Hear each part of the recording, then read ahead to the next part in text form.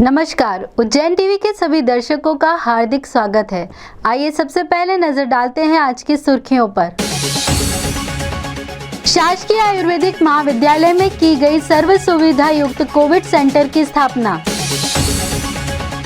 अधिमान्यता प्राप्त पत्रकारों को कोरोना योद्धा घोषित किए जाने के असंगतिपूर्ण फैसले का गैर अधिमान्य पत्रकारों ने किया विरोध। शिवाजीगंज थाना क्षेत्र में प्रतिबंध के बावजूद आयोजित हुआ विवाह, पुलिस ने की कार्यवाही। सूदखोरों की प्रताड़ना से तंग आकर मजदूर ने की आत्महत्या, बना लिया था बंधुआ मजदूर। और करणी सेना ने रक्तदान कर मनाई महाराणा प्रताप जयंती, सदस्य करेंगे 1 माह तक रक्तदान। जिला आयुर्वेदिक चिकित्सालय में प्रारंभ हुआ कोविड सेंटर, जनप्रतिनिधियों ने कहा तहसील स्तर पर बढ़ाए जाएंगे केंद्र। कोरोना के आकस्मिक हमले ने समूचे स्वास्थ्य और चिकित्सा तंत्र को संभलने का अवसर ही नहीं दिया, मगर ठोकर खाकर संभलने वाले जीतते हैं, हारते नहीं। इसी तर्ज पर जनप्रतिनिधि और प्रशासकीय मशीनरी सब कुछ सुचारू करती जा रही है।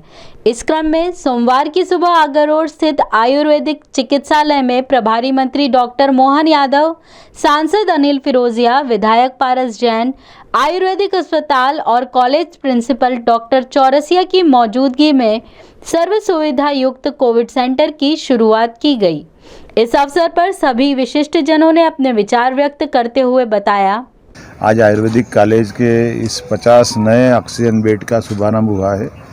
यद्यपि ये बात सही कि कोरोना के इस युग में आयुर्वेद का ज़्यादा महत्व है, ऐसे में ऑक्सीजन बेड की कमी थी, जो बड़े पैमाने पर जो अभी उज्जैन में प्रबंधन किए गए हैं। 1 अप्रैल में हमारे 463 बेड थे, आज की स्थिति में लगभग 1500 बेड हमारे शासकीय स्तर पे हो गए। हमने यहाँ पे ऑक्सीजन के 37 बेड चालू करे हैं, जिसमें 5 हमने वाइप्स दिए हैं जो जस्ट लाइक वेंटिलेटर का काम करेंगी। अगर कोई पेशेंट सीरियस है तो उसको उस वाइप पे लेके ऑक्सीजन देने का काम किया जाएगा, जो वेंटिलेटर का काम होता है वैसे ही वो काम करेगी। मैं चाहता हूँ कि और भी आवश्यकता पड़ेगी तो बाहर का बाहर इसका रास्ता रहेगा। कोई भी व्यक्ति जो आयुर्वेदिक इलाज कराना आएगा वो अलग पृथक से आएगा, और इसमें जो कोरोना पॉजिटिव के लोग रहेंगे वो अलग रहेंगे। ये एक अच्छी व्यवस्था और ये जिस प्रकार मोहन जी ने कहा है कि पूरी तरह से हमारे देश के प्रधानमंत्री जी, हमारे मुख्यमंत्री जी, ऑक्सीजन बराबर उज्जैन में बराबर, जो आज से 8 दिन पहले जो हालत थी उसमें बहुत सुधार हुआ। मैं आपके माध्यम से एक बात ज़रूर पहुंचाना चाहता हूँ कि जो भी प्राइवेट नर्सिंग होम है, यदि कोई भी आदमी यदि उसका मरीज में भर्ती है किसी व्यक्ति का, तो उसको ऑक्सीजन के लिए बोलता है, तो कलेक्टर ने ये कहा है और हमने भी निर्णय लिया कि व्यक्तिगत यदि कोई भी आदमी ऑक्सीजन मंगाएगा यदि उससे, तो उसके खिलाफ हम कार्रवाई भी करवाएंगे। ये कॉलेज से कंसर्न एफिलेटेड कॉलेज है, हॉस्पिटल है हमारा, जो 150 बेडेड है, जिसमें कोरोना के लिए पृथक से 50 बेड को स्पेशलाइज्ड किया गया है, जिसमें 37 जो बेड हैं वो ऑक्सीजन से लैस हैं और 13 बेड है बिना ऑक्सीजन के सपोर्ट के हैं, जिनको जो रिकवरी होगी उनको वहाँ शिफ्ट करेंगे। और ये माननीय मोहन जी यादव, पारस जी जैन, सांसद महोदय और जिला प्रशासन के सहयोग से हमको बाईपैप मशीन भी 5 मिले हैं, और अभी मल्टी वो ऑक्सीजन प्लांट लगने की बात कही है सांसद महोदय ने, जो कि हमारा प्रतीक्षारत है। वर्तमान में ये सेवाएं दे रहे हैं। हमारा आयुर्वेद विधि से भी हम उनको काढ़ा देंगे जो उसको इम्यूनाइज्ड करेगा, और कोरोना नेगेटिव से पॉजिटिव से नेगेटिव हुए हैं, ये उसका रिसर्च हमारा फार्मूला है, हम वो भी पेशेंट को देंगे, और नेजल एप्लीकेशन भी देंगे। और एलोपैथ से हमारे डॉक्टर राजावत हैं, उनको डिस्ट्रिक्ट हॉस्पिटल से अपॉइंट किया है। बकाया राउंड द क्लॉक 24/7 हमारे जो स्पेशलिस्ट प्रोफेसर हैं वो सब सेवाएं देंगे। शासन की असंगत पूर्ण राहत नीति का पत्रकारों ने प्रदर्शन कर किया विरोध। प्रदेश के मुखिया शिवराज सिंह चौहान के द्वारा विगत दिनों कोविड-19 फ्रंटलाइन वॉरियर में अधिमान्यता प्राप्त पत्रकारों को जोड़ने की बात कही गई, किंतु जो गैर अधिमान्यता प्राप्त प्रेस संस्थानों में कार्य करते हैं वे भी वैश्विक महामारी के इस दौर में फ्रंटलाइन वॉरियर के रूप में दिन रात लगे हुए हैं।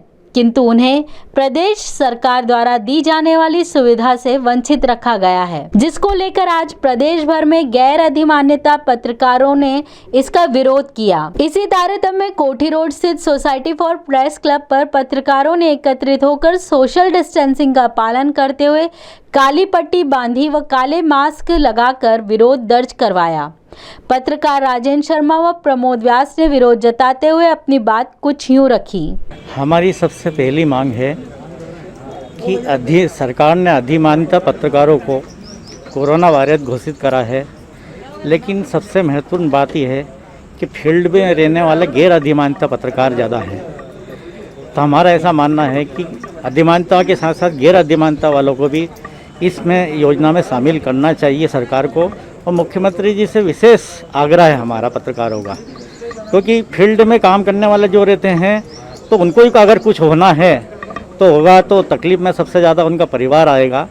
तो मुख्यमंत्री शिवराज सिंह चौहान इस मामले में ध्यान दें और गैर अधिमान्यता पत्रकारों को अपनी योजना में शामिल करके सबको लाभ पहुँचाएँ। कि सभी पत्रकारों को कोरोना वारियर्स योजना में शामिल किया जाए, उन्हें फ्रंट लाइन वर्कर घोषित किया जाए। जिस प्रकार से अधिमान्य पत्रकारों को शामिल किया गया है, उसी प्रकार से जितने भी अखबार के और इलेक्ट्रॉनिक मीडिया के और सभी जो फील्ड में काम कर रहे हैं वे पत्रकार कोरोना वॉरियर्स है। कोरोना काल की जितनी भी खबरें हैं वे जनता तक पहुंचाने में अहम भूमिका पत्रकार निभा रहे हैं। इसीलिए आज सभी पत्रकार साथी उज्जैन प्रेस क्लब तरणताल पर इकट्ठा हुए हैं। मुंह पर काला मास्क लगाया है, हाथों पर काली पट्टी बांधी है और हम यह विरोध मुख्यमंत्री तक पहुंचा रहे हैं। इसी तरह सिटी प्रेस क्लब ने भी अपने कार्यालय में शासन के विसंगति पूर्ण निर्णय के खिलाफ धरना देकर सभी पत्रकारों और मीडिया जगत से जुड़े सभी लोगों के प्रति समान नीति अपनाने की मांग की। इस विषय में सिटी प्रेस क्लब के सचिन कासलीवाल ने कहा, आज पूरे मध्य प्रदेश में संपूर्ण पत्रकारों द्वारा और पत्रकारों की एसोसिएशन द्वारा फ्रंट लाइन वॉरियर वर्करों के लिए धरना दिया जा रहा है।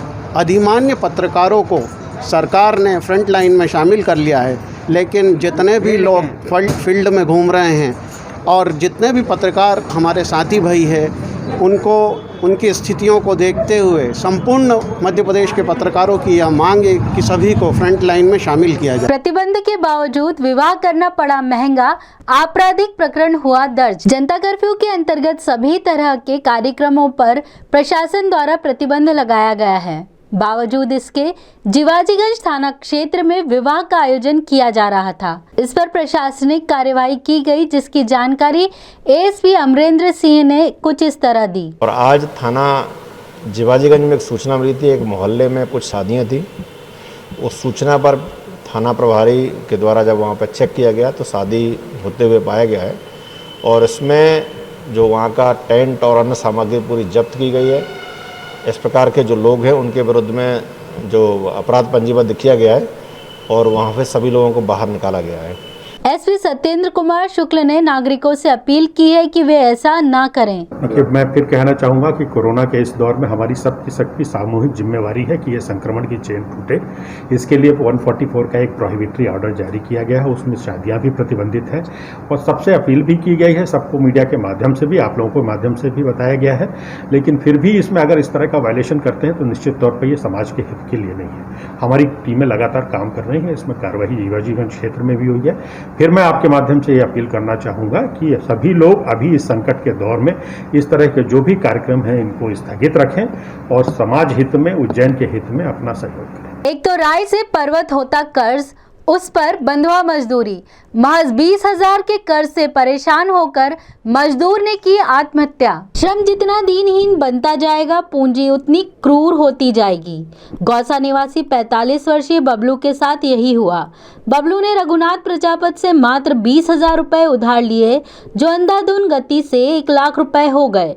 जो 20,000 नहीं दे पाया, वह 1 लाख कहां से देता। नतीजतन रघुनाथ ने बबलू को अपने ईंट भट्टे पर बंधुआ मजदूर बना लिया। बीमारी की हालत में जब बबलू काम पर नहीं जा पाया तो रघुनाथ के लड़के बाइक उठाकर ले गए। हालात से परेशान बबलू ने घासलेट डालकर आत्महत्या कर ली। मामले की जानकारी देते हुए बंटी माली ने बताया, ये भट्टी पे काम करते थे ईंट के। कहाँ पे? ये अपने गुंसा गांव के रोड के यहाँ पे भट्टा है, टावर के पास में। किसका भट्टा है? ये है रुगनाथ पटेल प्रजापत, उनका भट्टा है वहाँ पे। तो वहाँ पे काम करते तो उनका लड़का और उनके लड़के का नाम सचिन है और एक का नाम गोलू है। तो इन्होंने कुछ पहले भी आके इनको मतलब घर पे आके उन्होंने पैसे ऐसे भी मांगे। 20,000 रुपये ले रखे थे भाई साहब ने। कब लिए तुमने? इन्होंने अभी करीब 2-3 महीने पहले लिए थे शायद। तो उसका ब्याज भी जोड़ रहे हैं, बोले कि गाड़ी वो ब्याज भी समथिंग बता रहे, वो बोले 1-8 लाख रुपए के समथिंग बता रहे, बोले इतना हो गया पैसे। हमारे को 20,000 की जानकारी है बस। और गाड़ी भी बाइक भी उठा के ले गए घर से वो। कब क्या हो गया था विवाद? अभी तो अभी ने आत्महत्या करी, इसका क्या कारण है? उसका कारण ये था कि वो सामने वाला बोले जा रहा, बोले मेरा यहाँ काम कर छोड़ नहीं रहा वो उनको। तो उनको पेट में दर्द भी हुआ था। अभी कम से कम 3-4 दिन पहले की बात है ये। तो पेट में दर्द हुआ था तो उन्होंने फिर बोला भैया मेरे से काम नहीं बन रहा। तो सामने वाला बोले जा रहा नहीं काम करना पड़ेगा तेरे को। तो फिर उन्होंने उनके 2 लड़के हैं नीलेश और रोशन, उनको बुलाया। उन्होंने उनकी बदली पे थोड़ा बहुत काम करा। फिर इसके बाद फिर वो घर आए, उसके बाद फिर वो नहीं गए, उनका दिमाग संतुलन बिगड़ चुका था। उन्होंने फिर बाद में बताया, बोले सेठ मेरे को बहुत परेशान कर रही है, ऐसी बात है। तो उन्होंने सबको बताया, सबसे पूछा भी सही भाई कि ऐसी बात है। तो सबने बोला भी सही, उनका सहयोग भी करने की कोशिश करी, पर बाकी उन्होंने फिर भी उन्होंने नहीं थानी किसी की, उन्होंने आत्महत्या कर ली। श्री राष्ट्रीय राजपूत करणी सेना ने रक्तदान कर मनाई महाराणा प्रताप की जयंती। सतत 1 माह तक सदस्य करते रहेंगे रक्तदान। उज्जैन जिले में श्री राष्ट्रीय राजपूत करणी सेना ने शहर व तहसीलों में वीर योद्धा महाराणा प्रताप की 481 जयंती को अलग अंदाज में मनाया। महाराणा प्रताप द्वारा स्वयं के जीवन को दांव पर लगाकर औरों के जीवन बचाने के जज्बे को आधार मानकर 21 राजपूत समाज के सैनिकों ने पहले दिन शहर के पुष्पा मिशन ब्लड बैंक में रक्तदान किया। चूँकि महाराणा प्रताप की जयंती 1 महीने तक मनाई जाती है, उसी तारतम्य में रक्तदान भी 1 महीने तक लगातार जारी रहेगा, जिसमें लक्ष्य 251 यूनिट तक का रखा गया है। वहीं जिले के तहसीलों में सैनिकों ने कोविड मरीजों को भोजन व्यवस्था, गर्मी से राहत के लिए कूलर, नगद राशि भी प्रदान की है। इस संबंध में प्रदेश संगठन मंत्री शैलेंद्र सिंह झाला ने बताया, क्योंकि 9 मई को श्री राष्ट्रीय राजपूत करणी सेना पूरे देश में रक्तदान अभियान चलाती है। आज 9 मई से 13 जून तक लगातार करणी सैनिक पूरे देश में रक्तदान करेंगे और पिछले साल लगभग 4 से 5 हज़ार यूनिट रक्तदान किया था और आज उज्जैन से इसकी शुरुआत करी है। पूरे प्रदेश में ये अभियान 13 जून तक चलेगा, जिसमें अधिक से अधिक संख्या में युवाजन रक्तदान करेंगे और मैं लोगों से अपील भी करता हूँ कि वैक्सीन लगाने के पूर्व रक्तदान अवश्य करें। अभी यहाँ पर कितने यूनिट रक्तदान? अभी रक्तदान चल रहा है और आज हमारा लक्ष्य है कि 21 यूनिट हम लोग रक्तदान करें। बाइक सवार पिता पुत्री हुए दुर्घटनाग्रस्त, पिता की हुई मृत्यु, पुत्री हुई घायल। रतलाम से उज्जैन आ रहे बाइक सवार बंसीलाल की गाड़ी किस तरह से दुर्घटनाग्रस्त हुई यह तो ज्ञात नहीं, मगर दुर्घटना के शिकार हुए बंसीलाल की मृत्यु हो गई तथा पुत्री धापूबाई गंभीर रूप से घायल हो गई। बताया जाता है कि पिता पुत्री रतलाम से उज्जैन आ रहे थे। मार्ग में रूपाखेड़ी के समीप दुर्घटना हुई। डॉक्टर मनोज राठौर और भगवान सिंह ने बताया, तो घटना की जगह घटी ये ना रूपाखेड़ी उन्हेल के पास, रूपाखेड़ी गंभीर नदी है ना, इधर रूपाखेड़ी और गड़े के बीच में टर्न है ना, वहाँ पे। फिर क्या हुआ वहाँ पे?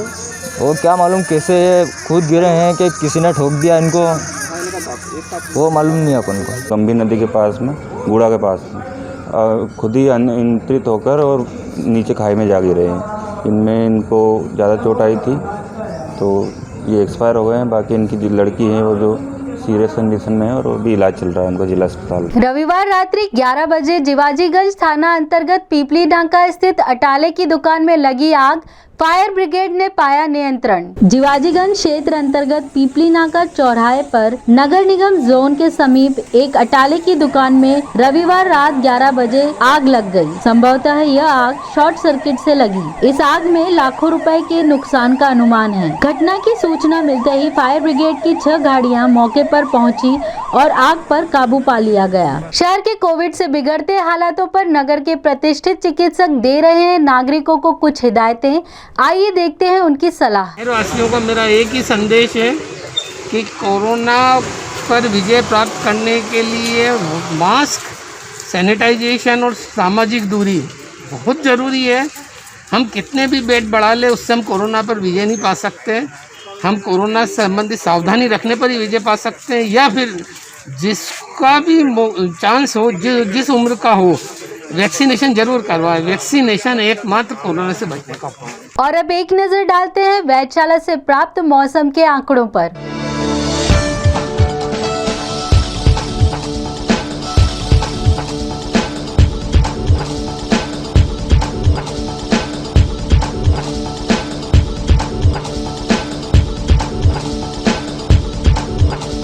अंत में मुख्य समाचार एक बार फिर। शासकीय आयुर्वेदिक महाविद्यालय में की गई सर्व सुविधा युक्त कोविड सेंटर की स्थापना। अधिमान्यता प्राप्त पत्रकारों को कोरोना योद्धा घोषित किए जाने के असंगतिपूर्ण फैसले का गैर अधिमान्य पत्रकारों ने किया विरोध। शिवाजीगंज थाना क्षेत्र में प्रतिबंध के बावजूद आयोजित हुआ विवाह, पुलिस ने की कार्यवाही। सूदखोरों की प्रताड़ना से तंग आकर मजदूर ने की आत्महत्या, बना लिया था बंधुआ मजदूर। और करनी सेना ने रक्तदान कर मनाई महाराणा प्रताप जयंती, सदस्य करेंगे 1 माह तक रक्तदान। तो ये थे उज्जैन शहर के प्रमुख समाचार। ऐसे ही ताज़ा खबरों के लिए देखते रहिए उज्जैन टीवी। उज्जैन टीवी का YouTube चैनल लाइक और सब्सक्राइब करना ना भूलें। नमस्कार।